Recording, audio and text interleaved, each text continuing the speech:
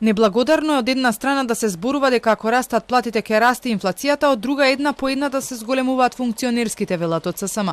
Вчера излезе одлука со која се зголемува коефициентот на плата на директорот на Дирекцијата за заштита и спасување. Според пресметката на синдикатите, со ваквата измена примањата на директорот на оваа институција ќе се зголемат за над 12.000 денари.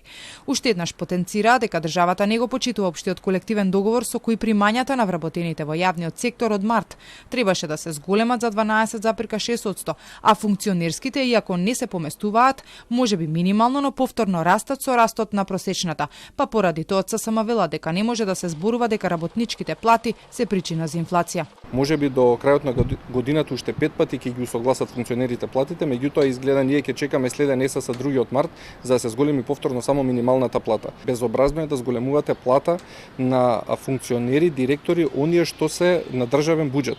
Премиерот Мицковски пак на крајот на минатата година кажа дека едно е сигурно, а тоа е дека платите на функционерите оваа година нема да растат.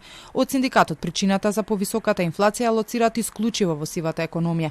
Има навистина се уште голем дел работодавачи кои што даваат плата во плик, се уште има огромен фонд на црни пари во државава кои што неконтролирано се трошат, се уште имаме покачување на плати само на функционери, а не на работници. Вчера статистика измери за 3,3% повисока инфлација во мај годинава во однос на мај лани. Поскапување има во речиси сите сегменти. Надлежните често зборуваа дека трошењето и растот на платите се причина за инфлацијата. Од ССМ пак чекаат да се закаже нов економско-социјален совет и повторно ќе бараат раст на минималната плата, надвор од она што е според законот.